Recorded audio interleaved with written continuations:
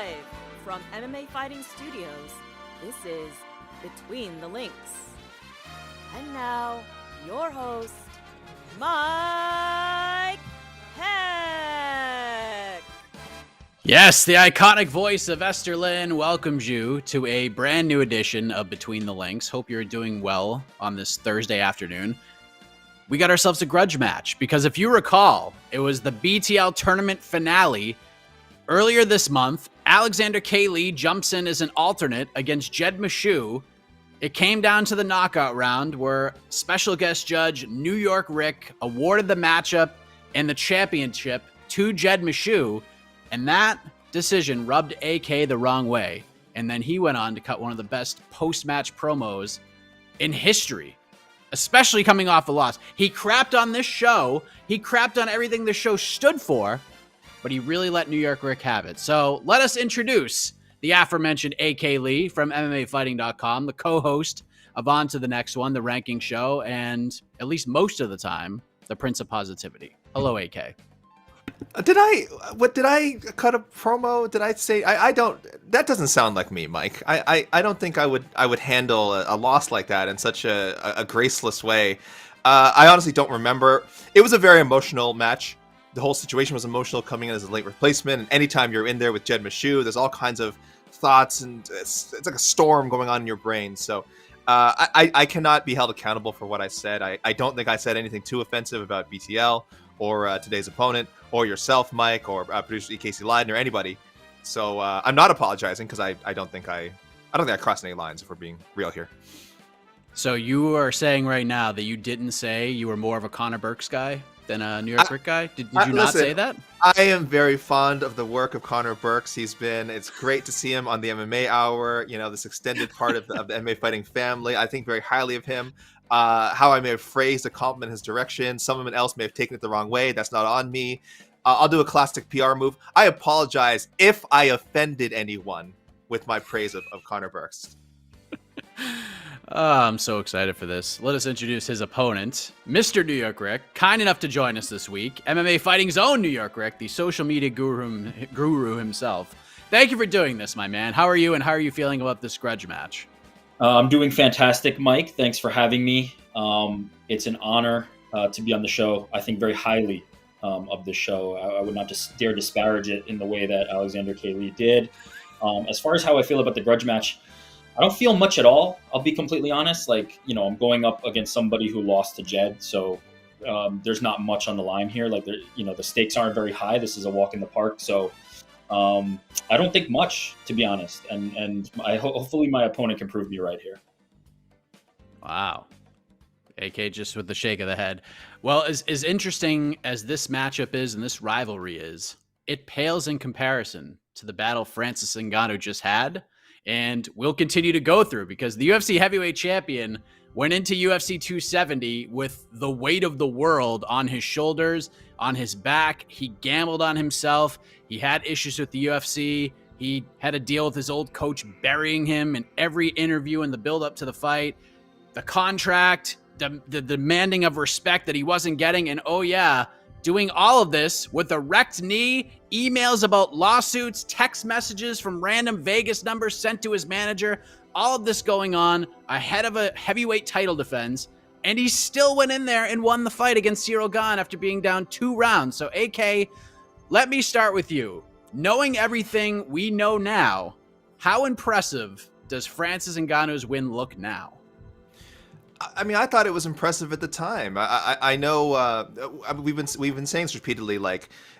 Obviously, there's so much stuff around the fight that if you just saw the fight in a void, if you were unaware of, again, the pre-fight sort of the contract negotiation drama, maybe even unaware of the history between Ciryl Gane and Francis Ngannou, unaware of how Francis usually fights. If you just saw that, this is like your first time watching a UFC heavyweight championship fight. You might watch it and be like, oh, that's like the worst fight ever. This is terrible. One guy just wrestled another guy. I don't understand. I see 2 big, like muscly, punchy guys in there.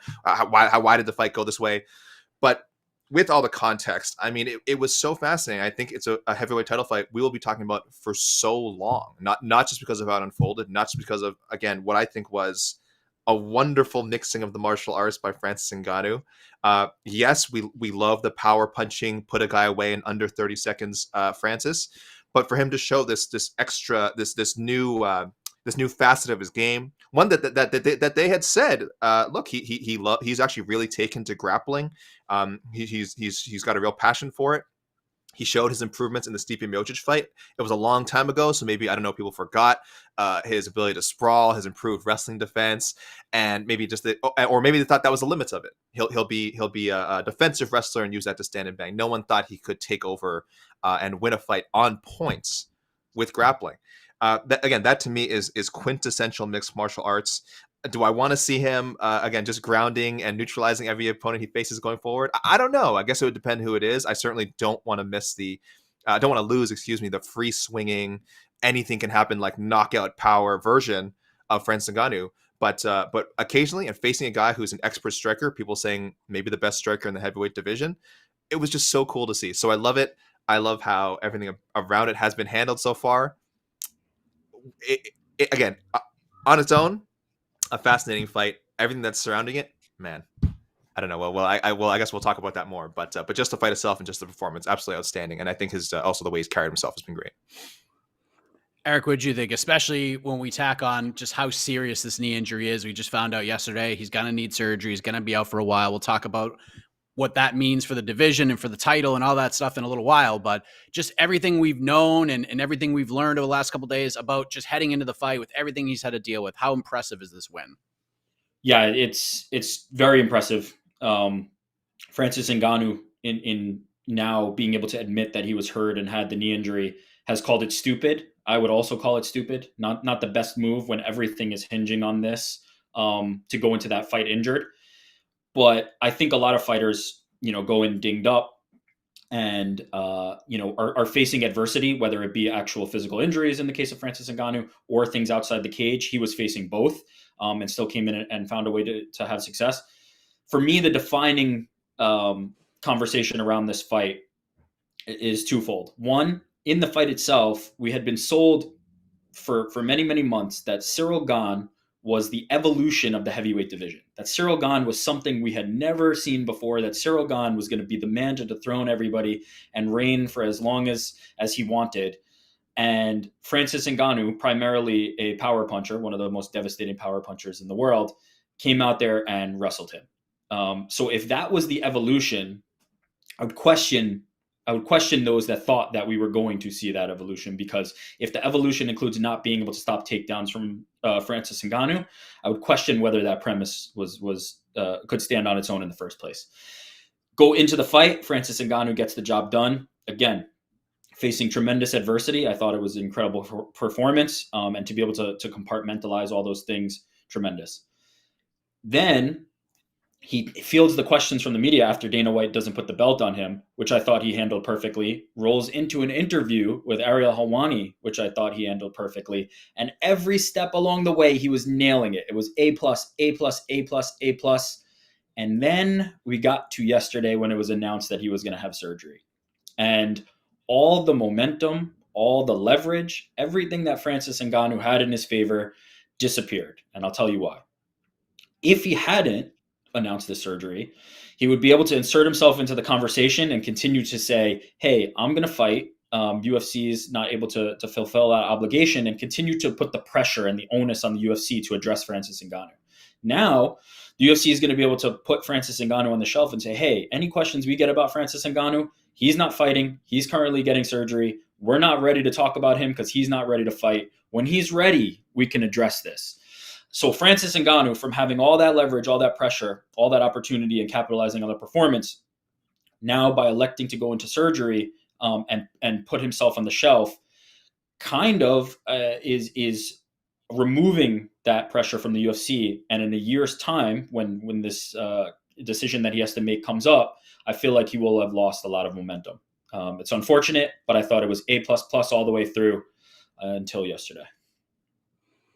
Wow, that is a really interesting take on this, and we're definitely going to dive into that a whole bunch more a little bit later. But I want to go back, Eric, to this incredible interview between Ariel and Francis Ngannou on Monday. This was an all-timer And he was talking about everything that happened. Dana not wrapping the belt around him, not showing up to the press conference. We'll talk more about that in the second round. But I mean, this was one of the all-time great open and honest interviews. He just did not care. His feet were planted in the sand and he wasn't budging.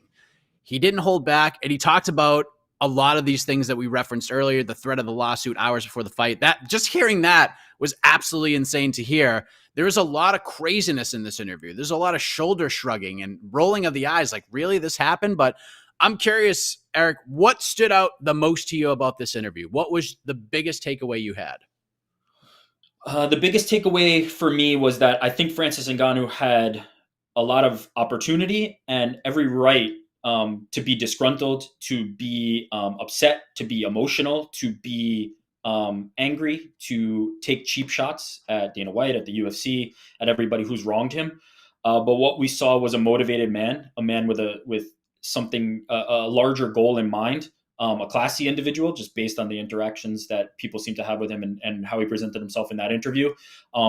Francis Ngannou continuing to voice his displeasure without lessening the impact of what he's saying by taking cheap shots or lowering himself to a level that he is well within his right, I would say, based on the situation, to do, is what stood out to me. So the openness, the honestness, certainly can be appreciated, and I think will be impactful. And I think that interview will stand the test of time and be an important one.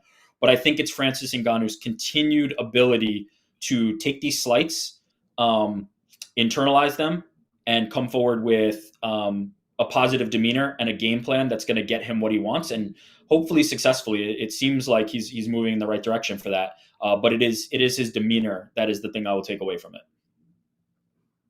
What about you, AK? What was the thing you took away the most from that interview on Monday with Francis?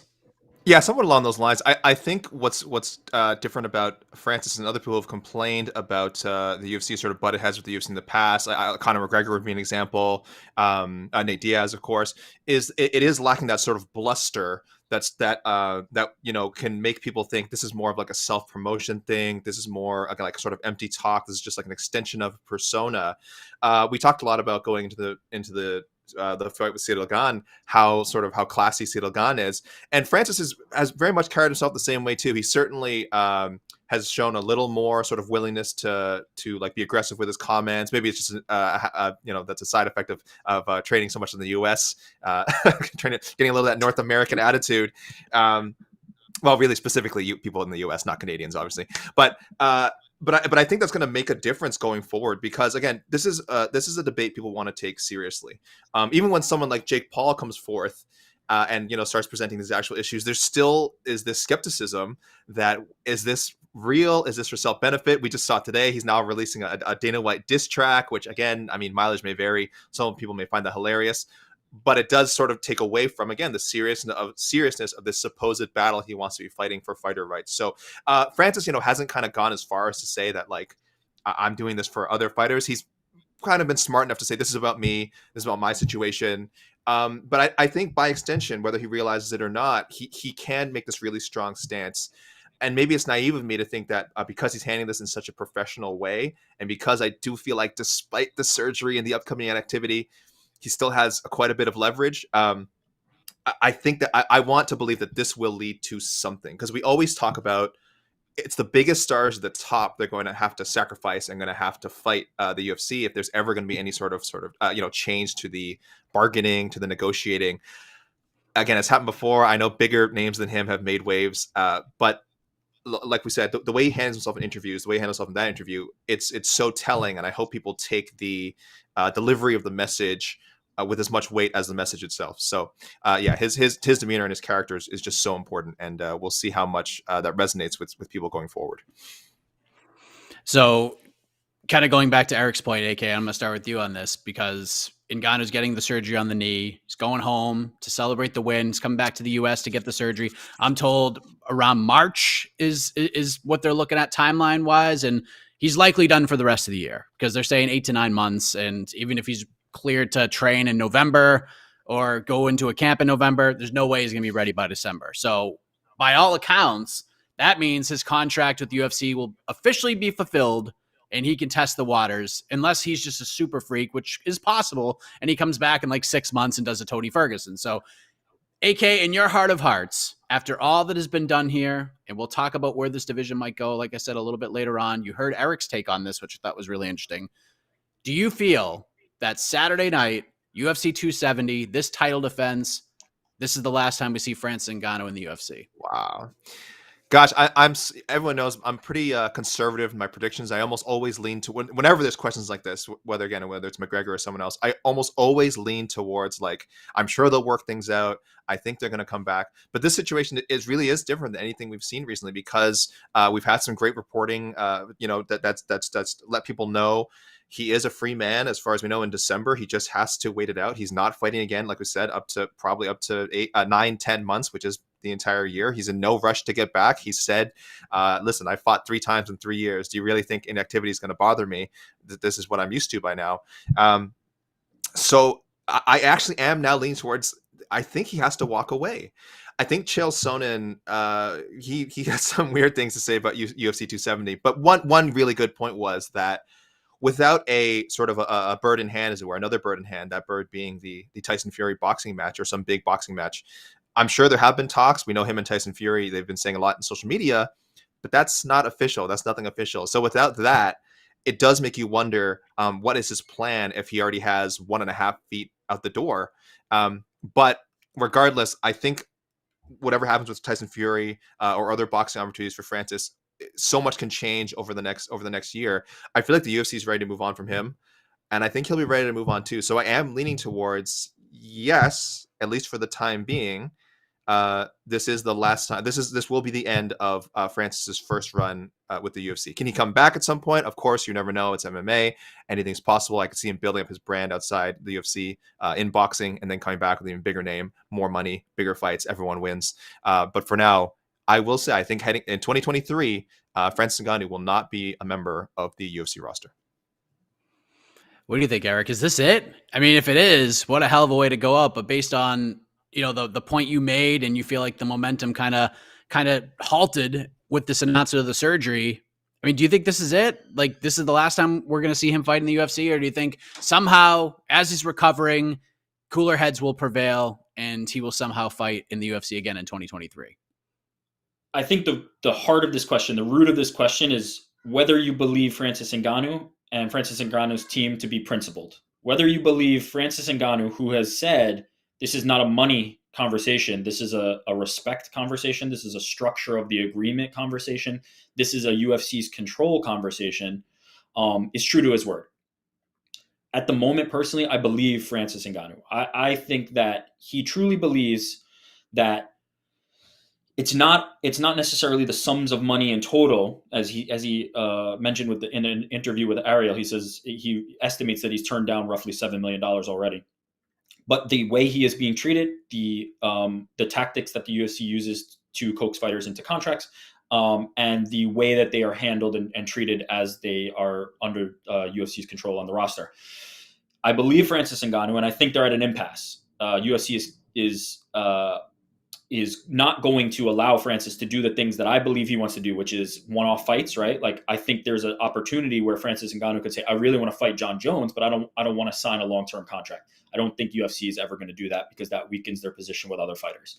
I think Francis Ngannou will say, hey, I'll sign a contract for these number of fights, but I'd also like to box and do other things. I don't think UFC is going to allow him to do that either. So I think they're at an impasse. I think the UFC structure and the way that it handles their roster of fighters is at odds with the way that Francis Ngannou wants to conduct the rest of his career. And I do not think that gap is bridgeable. I think there is an opportunity potentially if Francis Ngannou can go out and make some money elsewhere and raise his profile, where he enters a territory where he's like a Brock Lesnar or a George St. Pierre type, where maybe he can come back for a one-off fight and allow himself to do that. I don't think that will be his next move. I'm pretty sure I'm if I was a betting man and I'm placing a wager right now, I would wager that Francis Ngannou's next fight is not with the UFC because of that being at odds. And then we have the whole storyline between the UFC and CAA, where it seems like the CAA fighters are no longer on the UFC roster. Francis Ngannou being the most notable and perhaps only one left with the UFC. There is an impasse that we are at, and I do not expect that they will be able to bridge that gap unless the UFC changes its practices, and I don't believe that that's coming on the back of this. They have rebuked these opportunities from more popular and known fighters than Francis Ngannou. Conor McGregor, it's not like the Mayweather fight all of a sudden came together the moment he wanted it. I'm sure Nate Diaz wants to box. I'm sure there's a lot of fighters under contract who want to box. So I would say that Francis Ngannou is not the biggest name who's come to them with an alternate proposal, and I do not think the UFC is going to change their entire business practice based on this. So I would estimate that Francis Ngannou does not fight his next fight with the UFC. Man, this is so interesting. Like, not just because of Francis, but like some of the other names that like could be up at the end of the year. Connor's only doesn't have much left. Then we got Usman. Like, could he be done? Adesanya doesn't have much left on his deal. Like, there's some pretty big names. Nate only has one fight left. Who knows how long Poirier wants to do this? So like by December, man, this could be real interesting. This is going to be a really fascinating year. But let's go to the other side, because guess what? We finally heard from Dana White last night, 4 days after UFC 270, and that's what we'll discuss next. But the point for round one goes to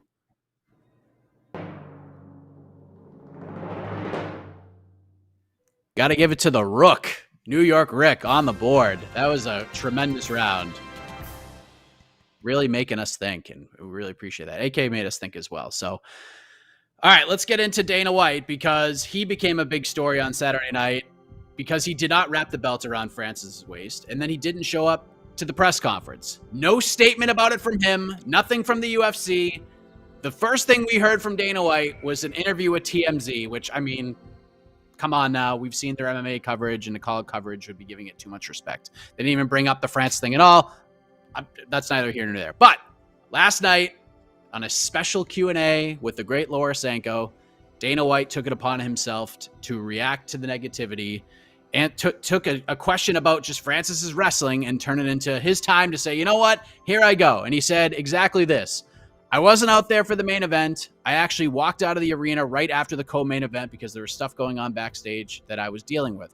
For anybody to think that I was showing any type of disrespect towards Francis, I saw Francis all week, you idiots. I shook his hand. I said hi to him. I was out there for the stare downs, the whole thing. For anybody to think there was some type of disrespect shown towards Francis, I wasn't out there for Michael Bisping versus Rockhold either, because I was dealing with some stuff. I sprinted from the back. I didn't even have my jacket on. I only had my shirt on to go out there, put the belt on Bisping, but I couldn't make it out there to put the belt on Francis. There's only been one time that I've walked out on a fight, and it made it very clear, showed up to the press conference and said exactly why I left. It was in Abu Dhabi with Anderson Silva. It was the Damian Maia fight. So that's the answer. I don't know if anybody asked that, but somebody wanted to. There you go. Now, Laura didn't follow up on that. And for anybody giving her crap for that, you're flinging that crap in the wrong direction, because she shouldn't get any of it. She's an analyst. She works for the company. It is not her job to grill Dana White and ask follow-up questions. It was her job to host the show. She was asked to host. It is not up to her to grill Dana White about the situation. So I just wanted to get that out of the way before I turn it over to New York Rick. Nick, how would you grade this response from Dana White after 4 days of silence on the matter for the most part? Yeah, I'm going to give it a B+ from the perspective of, taking my own personal feelings aside, and objectively grading it as a response. I'll say there's no matter what answer Dana White gave, there wasn't going to be an acceptance of it unless he said, I was not there because I don't want to be there because the UFC is at odds with Francis Ngannou and I am at odds with Francis Ngannou. Short of that, there really wasn't a good answer. So him essentially saying, hey, I was cordial with Francis all week up until the fight, and then I had to run to do something on fight night. The only time I've ever left angrily was Anderson Silva versus Damian Maia. To me, is as good as you're going to get when it comes to that level of reasoning and that level of response. But what I think is notable to point out here is since the first time that Dana White said that Francis Ngannou had an ego problem, since that moment and since the backlash around that and since being on good terms with Francis since then, Dana White has really pointed his ire at Francis Ngannou's management and Francis Ngannou being advised by people and certain things like that, deflecting away from the actual direct attacks on Francis Ngannou. And this was a continuation of that. I respect Francis, yada, yada. I think it's a really smart strategy. I think it works. I think it makes a lot of sense. And it is never Dana White personally attacking Francis Ngannou. It's him just being advised or being managed in a certain way. And I think that it's a smart tack to take. So this is a continuation of that. This is, as good as it's going to get in my estimation, if as short of saying I just personally don't, or the UFC as an organization is in good standing with Francis Ngannou, and I didn't want to be there. Short of that, it's about as good as you can come up with. AK, New York Rick gave it a B+. What are you grading it? On the Prince of Positivity, Mike, and I think I was one of the more level-headed commentators in the MMA, so-called MMA media. When afterwards, everyone was like, "Oh, why didn't he show up?" And yeah, there were some pretty obvious conclusions to draw. But I said, let's just hope nothing happened to him health-wise or his family or people he knows. So it's good to hear. As far as we know, it was nothing like that. No sort of family emergency, which also gives us the freedom to start bashing Dana White again, which is also enjoyable. So thankfully, again, everything's good, and we can resume our normally scheduled programming. But it was such a poor excuse, and to not elaborate on it, to not choose to elaborate on it, I should say, because we have social media, we have the power of social media. All he had to do to sort of put aside suspicion, if he wanted to. It sounds like he's not trying that hard. I know he's kind of protesting a little bit, calling people idiots who criticize him not being there. Where's the tweet? Where's the tweet the next day? Even if not the night of, you're right. Let's say it is something so chaotic happening backstage. He doesn't have time to tweet, or he doesn't have time to tell his social media manager to tweet for him. The next day, you just put out a congrats to the champ, Francis Ngannou. You put it out on his Instagram. You put it on Twitter. This guy tweets about sandwiches. You know what I mean? It's like, why would he not mention it? So that's the most telling thing. A tweet is not the end of the world. Don't get me wrong. Again, people could say, "Oh, you're reading into it too much. He just didn't tweet about the main event result." But when it's a big heavyweight title fight, your first pay-per-view of the year, you think the president would have some reaction, whether he liked the fight or not. The right professional thing to do, and again, to sort of diffuse some of the drama before people start speculating, you just put out a tweet, congrats to the champ, and hashtag and still. You don't have to do it yourself. You have someone do it. This takes 2 seconds. So that is just a bad look for him. Again, whether he's doing this because it's out of malice or incompetence, either way, it's bad. I don't love it, and I thought it was darkly hilarious that he brought up the UFC 199 Bisping Rockhold result, which is not an incident that he should be proud of. We don't need to rehash all that drama, why he wasn't there. Obviously, it's a sore spot for one of our colleagues, and I don't want to go into all that again. But bringing that up does not help your case, Dana. And you need to either have better excuses or just, and this is going to sound shocking, maybe be a little more forthcoming with your reasons here. But we all kind of know the real reasons now. It's not 100% confirmed that it is this anti-Francis agenda. He certainly said some nice things about Francis in the interview with Lorosenko. But as far as what happened on fight night, I think it's pretty clear. Yeah, I think what happened backstage is like this year's version of Abu Dhabi. What was in the bag? Remember when there's a member of somebody's team who jumped into the fighter hotel with this mystery bag? I want to know what happened backstage. Is Steve-O, did he lock himself in Dana's office with a bear lathered in honey? Is he stapling his testicles to Dana White's wall or something? Is it a jackass thing? What is happening here? What is so important that he couldn't come out? So I'm curious to know. And if I'm just joking though, but I will say this. I said this in our work meeting Monday, and I told others who asked me throughout the day yesterday how this whole thing would work. And I said that I would bet my house that we're going to get the Oliveira Gaethje fight announcement on Wednesday. And I knew that was going to happen. And when he was if he was asked about Francis, he was going to put Francis over. But if an opportunity presented itself, like Eric said, had there been follow-ups, Markel Martin, Francis' manager, he would have gotten that smoke. But look, AK, I wasn't going to do this, but this popped into my head, so I'm going to present it in this way, okay?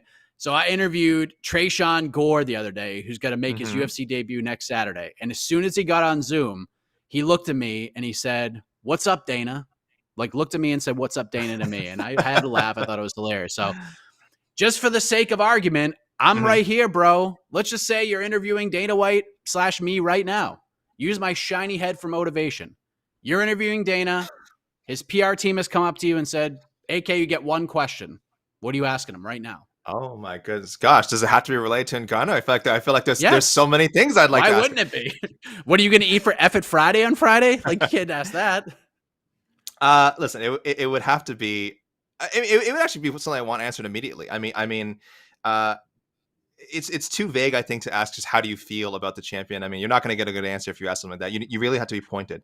So I would ask him something to the effect of 6 months from now, what does it take for you to put your foot down and either A, just strip Francis of the title and move on without him? You know he's not fighting because of the injury, and other reasons. Maybe if you even hadn't gotten the surgery, he might still be holding out. We don't know. So what does it take for A1, strip him of the title, or B, you just release him from his contract? What will it take for you to have a mutually beneficial situation where that can happen?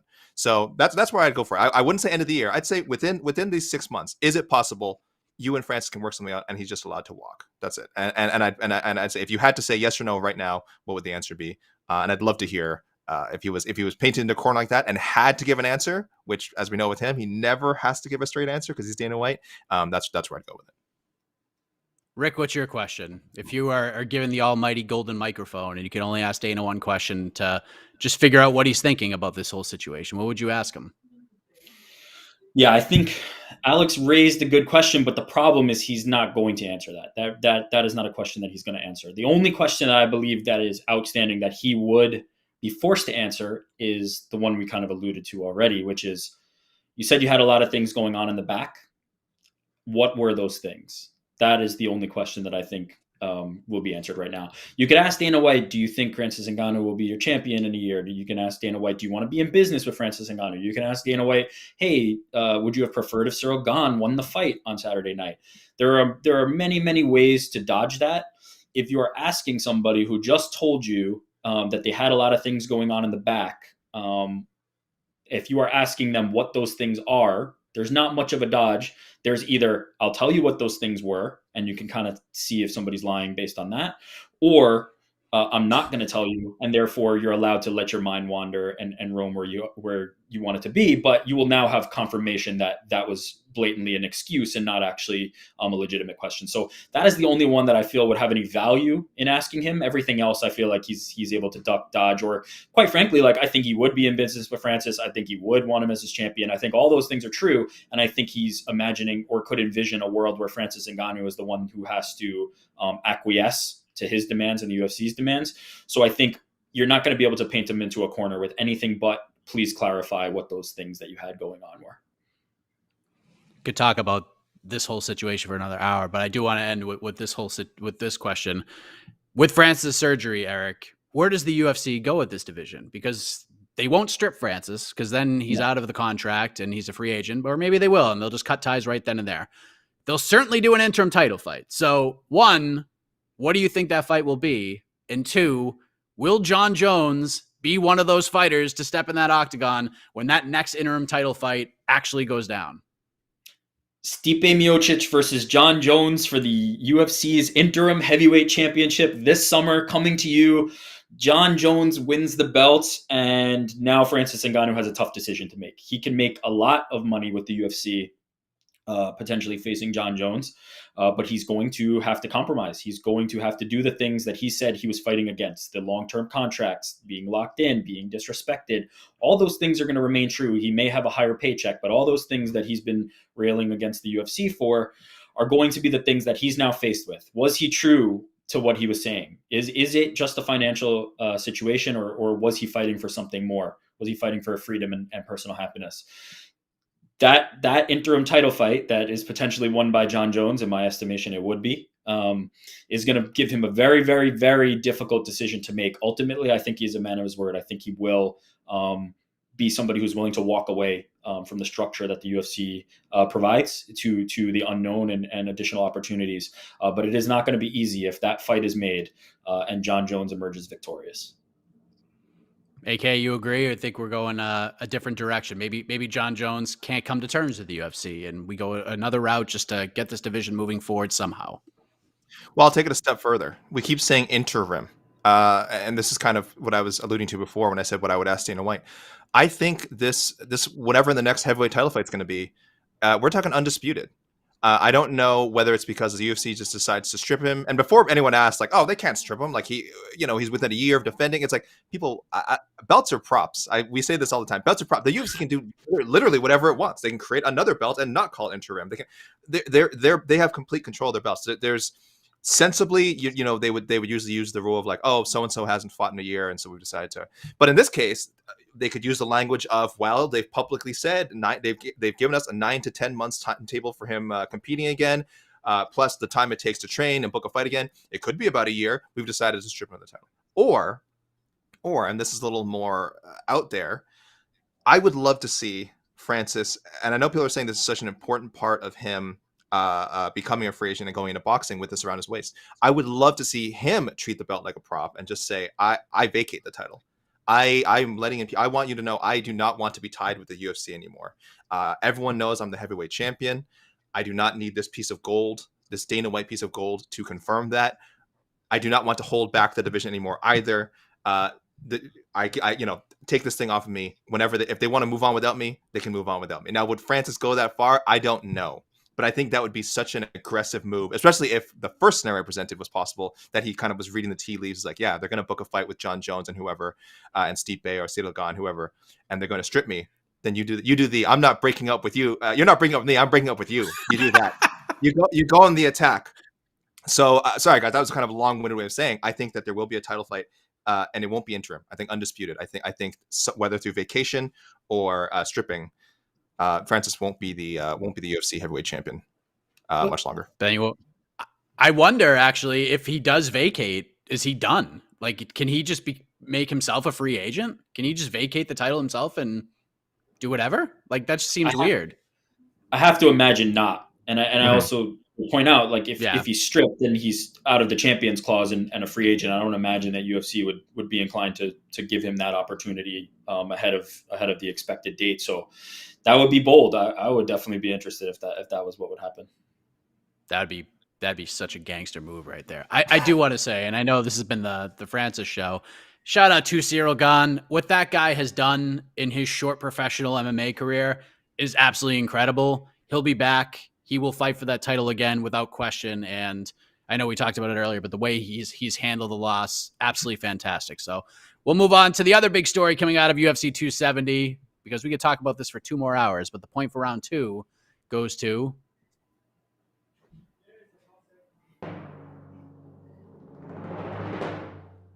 after that round, the gangster of positivity, Alexander K. Lee, putting himself in Francis Ngannou's shoes for a bold move. Here's your title, and then he just drops it right at Dana's feet. What a move that would be.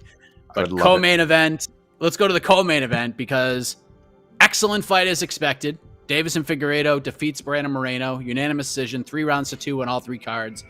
Figure regains the title.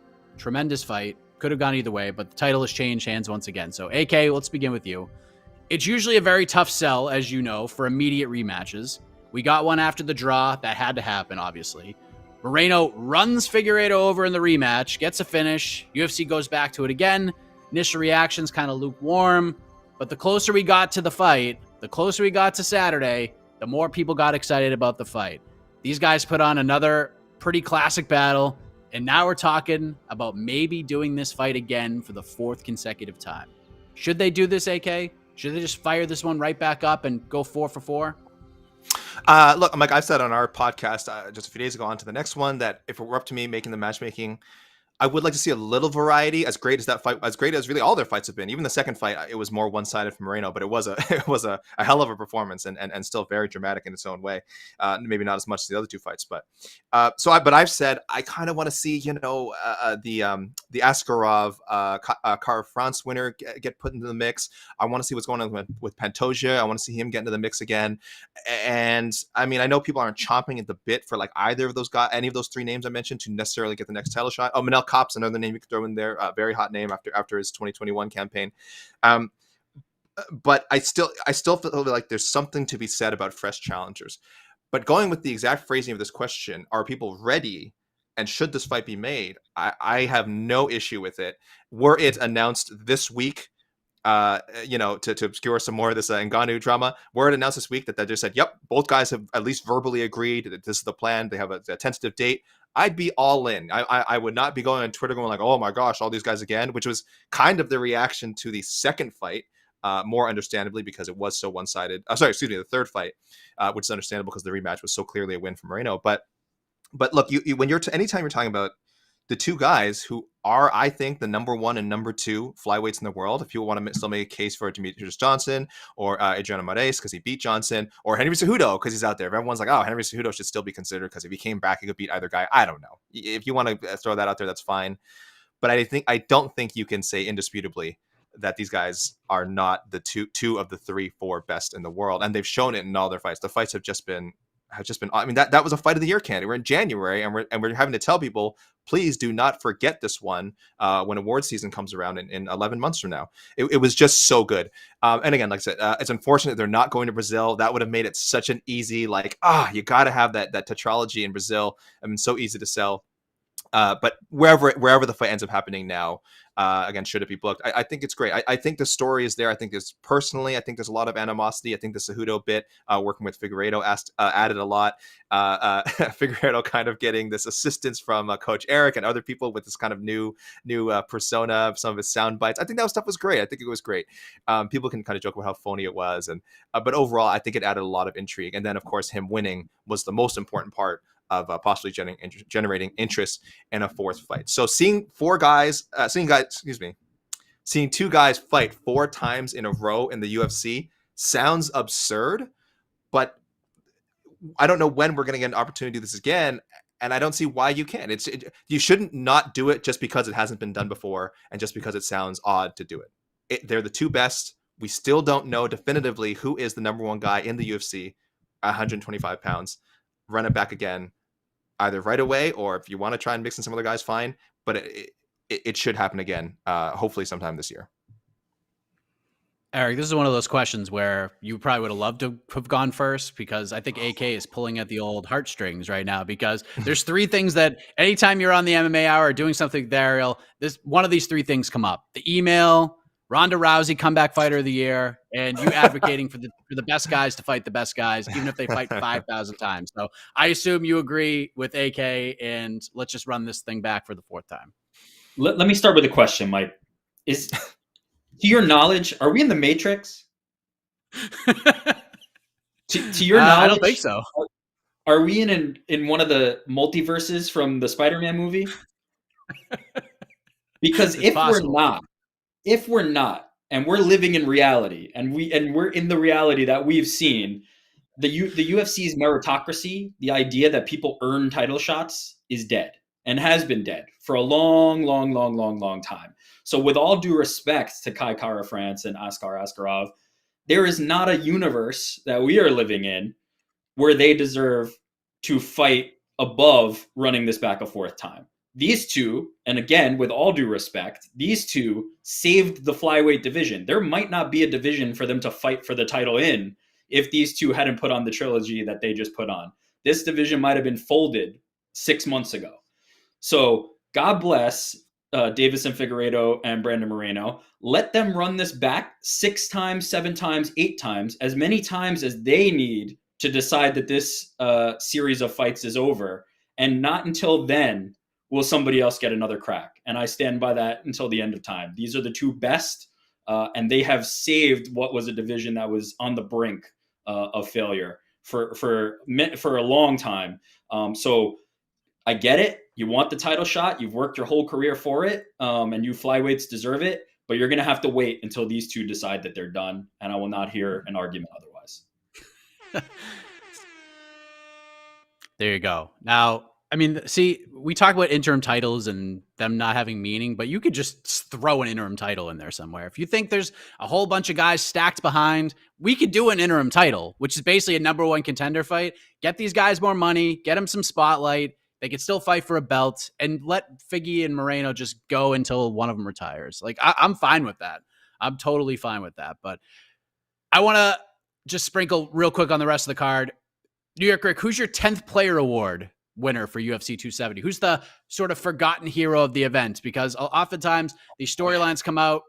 we often forget about some of the things that happened and it was a pretty darn good card. It was a pretty good card from top to bottom. Who's sort of your 10th player award winner for UFC 270? Yeah, it's hard because of how much circumstance and stakes were around the co-main and the main. But I'm gonna have to say the one who made the mark, the one who was most memorable was Vanessa Demopoulos. Jumping into Joe Rogan's arms, the comeback, everything about that from start to finish was memorable. So that's got to be the performance that's going to stand the test of time and be referenced back outside of what happened in the main and co-main. So Vanessa is going to be my choice. AK, you already heard one air horn for Eric's answer, and I think if you say a specific answer right now, you might get your own air horn. So choose wisely. Who's your 10th player award winner? Mike, I don't know what you're suggesting. I would never do that. You know, I'm a fan of so much MMA outside of the UFC, specifically Japan. I think the Rizin promotion is just fantastic, and there's just some really great talents coming from there. I think Victor Henry, I believe, was used to be in Rizin, I think, and he fought for, and I believe he did. He made his UFC debut finally. This is just off the top of my head. I wasn't like thinking. I just now that you mention it, the featured prelim. On ESPN, ESPN Plus. So a lot of eyeballs are on this fight. Some hype behind him. Again, this is a guy who probably could have been in the UFC quite a while ago. He's doing a lot of great work over in Rizin, has been fighting quality competition, and they throw him right in there with someone I consider to be a top 20 fighter at 135 pounds, Raoni Barcelos. So by no means a showcase fight for Victor Henry. If anything, he kind of was maybe being brought in to, get Raoni a win. But it was an amazing fight. It would have been a fight of the night candidate if it wasn't for the main event, of course, which was fantastic and well deserved. But yeah, Victor Henry was so great, was as advertised. Okay, now we've overdone it. A super exciting striker, and hopefully going forward. Again, this was kind of late notice, so you didn't get to do a lot of. Do a lot of pre-fight stuff, but hopefully we'll get to see more about him, just outside of the cage. Because I know some amazing pieces have been done on him. I think people go on to YouTube and look up Victor Henry MMA fighting. You might see a great video about. So I've heard. Again, I don't want to bring up anything specific, and I just want people to know. I just hope that whoever's listening and watch this remembers this pick, whether it be the next time Victor Henry fights, or say in a little bit, but by the end of this episode. That's all I'm saying. That's all I'm saying. I feel like I'm watching Pee-wee's Playhouse right now. Every time you say Victor Henry, the air horns go off. It's like the secret word. There it is. Yeah. Yes. Actually, and oddly enough, there's interviews with both of those fighters on We Got Next. So you can check that out right now on the MMA Fighting Podcasting Network. The Demopoulos video interview is up. You will see the Victor Henry video interview sooner rather than later as well. So, it's the best episode ever. All right, we got to move on. The point for round 3 goes to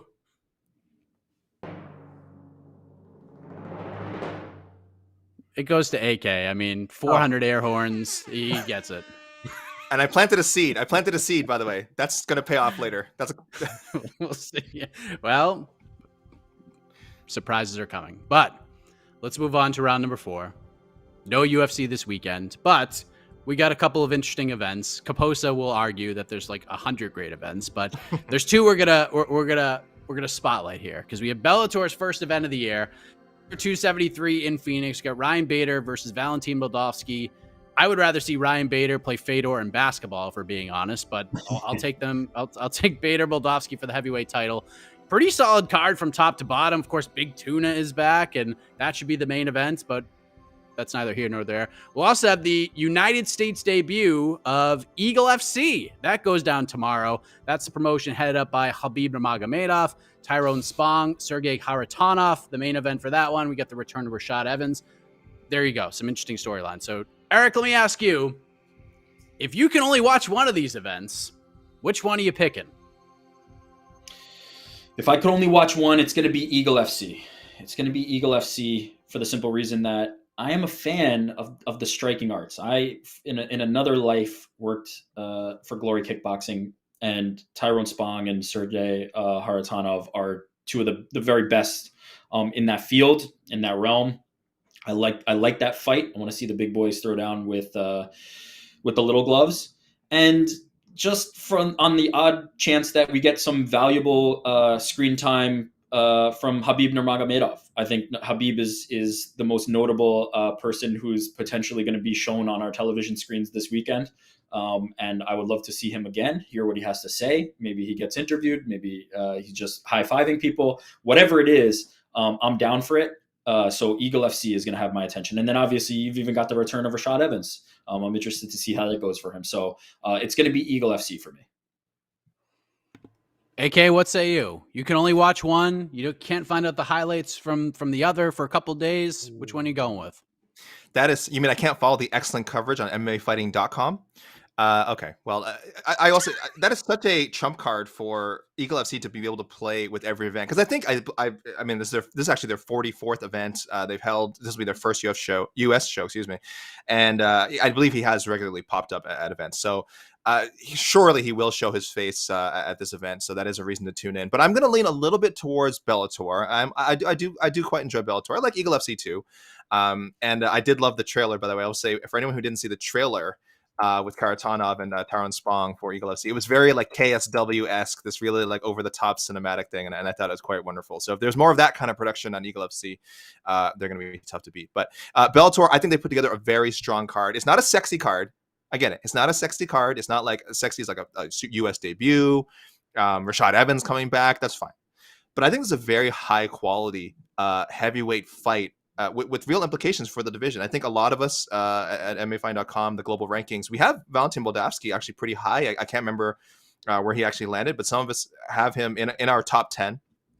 Very strong heavyweight. But Ryan Bader also has done a lot of great work at heavyweight, and he told our own Damon Martin is planning to stay there. So that to me is very encouraging. It always, whenever a fighter is bouncing between divisions, I never think that's always the best thing for them. I think if you can focus on one thing, and if he's able to beat Moldavsky, that's a huge statement. I know Moldavsky is not a household name at heavyweight, but he is really good. He's undefeated. That'd be a big way for Bader to kick off the second maybe the last leg of his MMA career if he's able to get a convincing win against Moldavsky. So fingers crossed, not a heavyweight snooze fest, because I know the Eagle FC main event will certainly be possibly more chaotic and fun, but I hope we get a good fight at Bellator as well. And I think they built out the card really well. I think Islam Mammadov is the guy they want to push, so you throw him in there with Bendo. Henry Corrales is always fun. Saba Hamasi is fighting, that he's always exciting.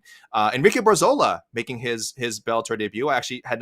I'd forgotten that he had signed with Bellator, and he'll be fighting Darren Caldwell. So they put on a lot of veteran names. If people want to look at the card themselves, good mixture, veteran names, up-and-comers, homegrown Bellator guys, his name just escaped me now. Lucas Brennan, homegrown Bellator guy. And, of course, opening with someone who should be maybe on the main card, everyone's favorite viral sensation, Big Tuna, Ben Parrish. So that really, Big Tuna is, I should have just mentioned him at the beginning. That probably would have settled the argument. Yeah, you would have won the game outright if you just mentioned that right off the bat. Again, all that other stuff unnecessary. But I mean, you're playing too much to Casey, not playing too much to the judge who actually awards these regulation points. So I'm sorry. You know what? I'll ask one more question. I'll give you a chance to save face, AK. Low key banger storyline of the weekend. What's standing out to you? What could be from Bellator? Could be from Eagle FC? Could be something else. What's the low key storyline? Fighter storyline? What you got? Gosh, low key. Well, I wish I hadn't run down the Bellator card now, because again, I would have gone with I would have gone with Mammadov. I think his last fight he won. I think people didn't love it. Oh, he did win, right? I should probably know this. Yeah, that was the Brent Primus fight that he actually lost. Yes, that right is very close.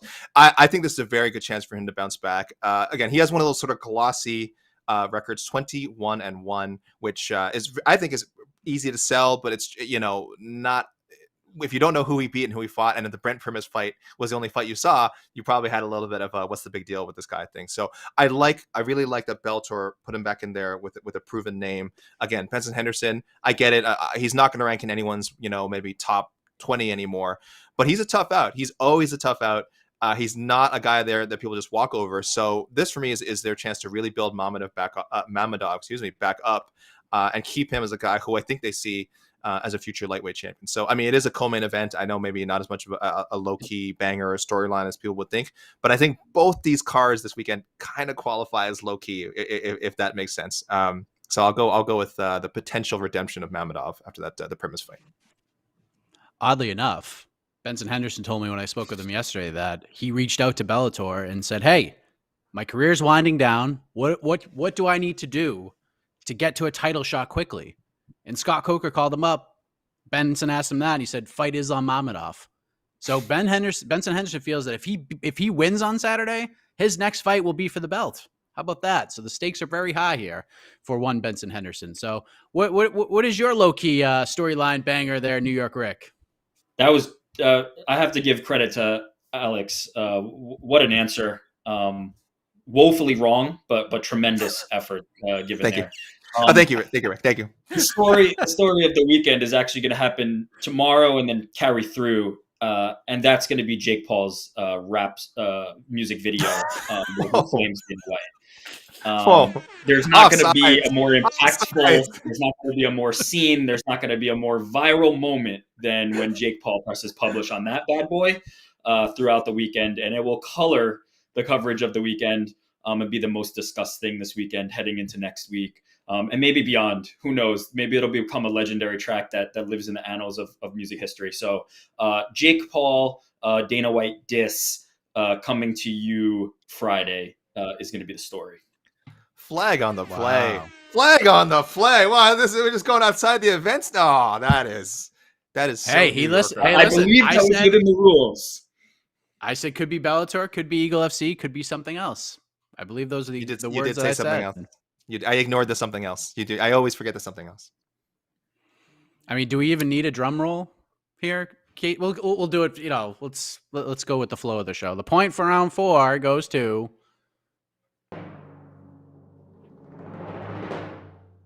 Alexander K. Lee's opponent, New York Rick.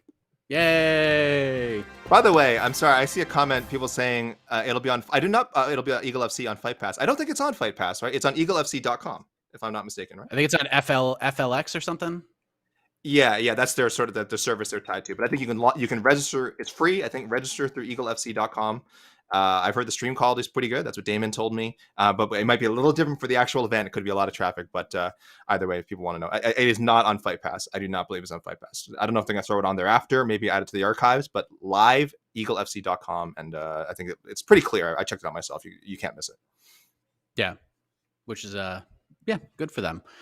Okay. So it's 2-2. You know what that means. It's time for the knockout round where we'll ask one question, probably about a topic we discussed already, and we'll dive into a little bit more. And each participant will have 1 minute to give their response, and then we will turn it over to the judge, the jury, the executive. Nope, that is not true. That is not true, because we have a very special guest judge. No. And it's only fair. It's only fair, considering how this matchup was put together in the first place. There's a third man in play, and even though he doesn't call himself this, he is in the books. His name is on the plaque in the offices of the BTL Championship Committee, the reigning, defending, undisputed BTL champion, Mr. Jed Machuu. Oh. There he is. Oh. Hey, Kay. Oh, my favorite person. My favorite person. At the beginning of the show about playing me? What? What did I say? What were you saying at the beginning of the show about competing against me? Nothing. I didn't say anything. Mm-hmm. Why did I spend all this? Why did I spend all this time buttering up Casey? Home to roost. Why did I spend all this time buttering up Casey? I don't care about Victor Henry. I don't care about Victor Henry. I don't care about Victor Henry. That was all BS. I can say it now. It doesn't matter. Man. He's not doing the judging. I don't care. I don't care what he thinks.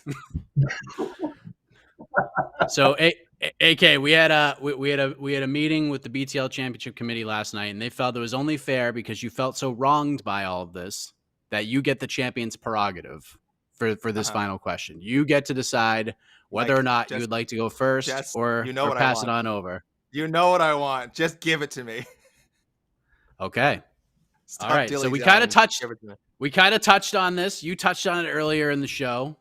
Jed, not Jed, New York Rick touched on it a little bit on the last question, but we're going to dive into this because I didn't know where I was going to go with this. There's a number of ways I could have gone. Jeremy Stevens parting ways with the UFC was a big story, but it's not really that surprising, if we're being honest. I was going to go with the Florida Athletic Commission screwing the pooch with the whole Melvin Gillard fight against Yuli Diaz and Knucklemania, but who knew that Florida had a soul when it came to fighter safety? So we're just going to go this route because Aaron Bronstetter and Ariel Helwani had a little debate about this whole thing. So I figured what better place to settle it than right here in the BTL virtual arena. So Jake Paul teased an announcement this past weekend that came to fruition this week. He and a partner made an investment in Endeavor Stock, the parent company of the UFC, and he is doing this to change fighter pay from within. So there's no details on how much was invested or what he is actually trying to prove with this entire thing. So we're going to try and crawl inside the head of Jake Paul here, AK. What does this all mean? What are we going to try? What is he trying to do? What does this investment mean? What is he trying to prove? 1 minute on the clock. Your time starts now. I think it's pretty clear that it's a little more than people think it is, and a little less than people think it is. Certainly, the initial thought of, oh my gosh, he is investing in it. This is going to give him some sort of decision-making power. I think that was shot down pretty quickly. I think people realize what a massive company this is, what a small percentage this investment will be whenever it is finalized, and when it's done, we're not going to wake up in the morning and be like, well, now Jake Paul can make decisions about fighter pay. This is if this is genuine, if him and his team are really working with this other group to try and make change, this is going to take a long time. I mean, you won't see the effects of it for like, I want to say a year, which is like optimistic. Probably years plural is probably the answer. So in the short term, it's just something that's it makes Jake Paul richer. It gives him publicity. It gives him another bullet to fire. Maybe another bar in this track that's coming out tomorrow. But I don't think it's anything substantial. I think it's a great move, and it could lead to something meaningful in the future. But right now, grain of salt here, and let's just look at it as a Jake Paul beneficial maneuver. Okay. We turn it on over to New York Rick with his final minute of a participation on this program, at least for this show. Maybe he goes on and to bigger and better things. But the question, Jake Paul buying Endeavor stock, thinks he's going to change the way we look at fighter pay forever and ever with this move. Do you agree with him? What was he trying to actually prove with this whole thing? Your 1 minute starts now. Yeah, the fact that AK just spent an actual minute talking about whether Jake Paul buying stock was going to impact anything is comical. Of course, it's not. It was another needle in the side of Dana White, and it will continue to be a needle in the side of Dana White as Jake Paul has continued to be. I think it's worth pointing out that Jake Paul is doing this in concert with Nikisa, his manager, former UFC executive, and they are smartly playing this and just continuing to get attention and continuing to get attention and continuing to get attention. Their impact, or Jake's impact, if we're going to pin it to him, is only going to be to continue to aggravate Dana White to the point that maybe one day there will be an offer for Jake Paul to fight in the UFC. That is where I think this is all heading. That is what I think the end goal is, and I think that ultimately he might be able to pull it off. But no, absolutely meaningless in if you're looking at it in a vacuum, and only matters in the context of another shot across the bow for Jake Paul and Nikisa. All right. There we go. Jed Machuu coming on the show. A little part-time work here as the champion, but he's got a very big decision. There's a lot of weight on this decision. Okay, we got New York Rick, AK Lee, big-time grudge match. I feel like the respect has grown between these two since we began this show over the last hour and 6 minutes or so. So now we turn it over to Jed Machuu. Jed, who gets it done, man? Is it AK Lee, the man you work with on so many projects with, or New York Rick, a man who you could be creating many more projects in the future with? Who got it done? I've also known Ricky longer. Known Rick for much longer than AK, and we share the homeless pirate look right now. So big, another check in the box for him.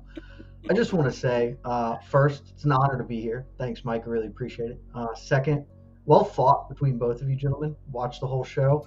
I feel often there's a bit of chicanery that gets us to an even, 2-2 heading into the last round, but not this time. Thought it was well contested. I gotta say though, I didn't love either final answer. I thought you both made some points that were solid. AK, I love your positivity. I think it is naive, but I love the positivity. And Ricky, I connect with your cynicism, but I'd like to live in a more hopeful universe. I'd like to live in one of those alternate realities or whatever it is from Spider-Man. At the end of the day, we're gonna have to go with, drumroll please, The man who lives in reality, New York Rick. Man, he gets it done. I can't stop hearing you call him Ricky now, though. I feel like Lou Brown Ricky. of the Cleveland Indians from Major League fame. Ricky. You know, We're like The heater. that. We're like that. That's allowed. That's allowed. We're like that. So what do you call Jed? Jetty, of course. Old Jetty boy. obviously. New York Rick comes on the show, first appearance, and gets a victory. Unbelievable. You don't get money or a gold shiny belt or a trophy or anything, but you do get 30 seconds to talk about whatever it is you want to talk about, good, bad, and different, about the sport of mixed martial arts, sir. Yeah, I want to take this 30 seconds to dedicate it to Alexander K. Lee. Gave him a tough out on voting on the championship round. Gracious opponent heading into this. Relentless worker, tremendous nice guy. As I said on Twitter, it was gonna break my heart to have to bury him in the way that I did today, and it did. But I love this man unequivocally. I think he's an awesome contributor to MMA fighting. On one of he does everything that you could ask of anybody. An awesome teammate, an awesome friend, and yeah, shout out to AK Lee. That's how I'm spending this time. I mean, what a moment. Just one of the all-time great moments on the show. AK, A worthy what do you winner. want to say? A worthy Hopefully this- winner. I mean, New York Rick, it was an honor to go against you. I'm so glad you finally got to be in between the links. You got to give the people what they want. Casey, don't be afraid to throw up that number there. I know that's not my old record. Go ahead, you can throw that right up there anytime now. But yeah, an honor. It's just great, and so happy to work with Rick and to get to go against him and to have the most honorable Jed Machuu. I wish I had known about the switcheroo. I would have sprinkled in references to Fight Circus and Charles Crazy Horse Bennett and how great his rankings are and so much better than the rest of us. So I was a little bit screwed. My brown nosing was not rewarded, and I feel a little bit bad about that. But there you go. There's the 5-14, which I wear proudly. So thank you for having me on, Mike. You know, You're very welcome. I mean, What a much- AK, honestly, that would have all helped. But really, you just can't break the kayfabe. Like, you just needed to die on Victor Henry Hill, and as soon as you did, And I did. really put you behind. Oh, Also, you I wish mean, yeah, I I wanted you cracked. to just I die on cracked. Victor Henry Hill. I cracked too early. I cracked. You did. Also, I also really want to see Ricky take on Connor now, because that feels like the next Yes. matchup. Yes. Unless of course, you know, the true champion wants to come back and finally face me. I know that Phoenix has been very occupied with stuff, but if that's up next, then I'm in. But otherwise, give me Ricky versus Connor all day. that I'll might have take to be on the all case. comers. I appreciate the endorsement. I will say, the fact that you don't consider yourself the true champion is telling. That's interesting. Maybe I'm going to make a run at the. Let's see what happens. Maybe I'm coming for that title. Maybe I want a piece of the action. Yes. I mean, you can't get the title from me yet because I haven't beat Phoenix. I've gone up against her, I think, 3 times, and I've gotten that work each time. So until I beat her, I've said it before, I'll say it again. I'm not Aljamain Sterling. I say I'm not the champion. I'm going to keep living that line until I beat her. So you can come at me, but you'll get the fake belt that the UFC is about to give John Jones versus Stipe while they try and sit on Francis for the next year. That's the quality of a belt you will get if you come beat me. And you know what? It'll be the only one that's in action. It'll be the only one being defended, and that will make it the real belt in reality. Man, I don't know if you guys saw. You gotta live in hopes. Jose Young. So we're watching this Jose Young story unfold. First, he says Jed only eats red Skittles, and then he called out New York Rick. He's the one who calls him out. Pull that one up. It's Jose versus Eric next week. Higher ranked fighter gets top billing. How about that? Ooh.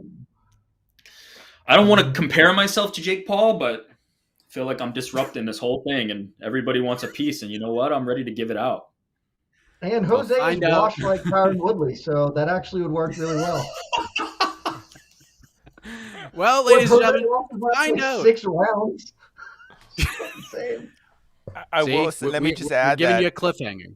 Let me just add that Jake Paul and New York Rick are both undefeated.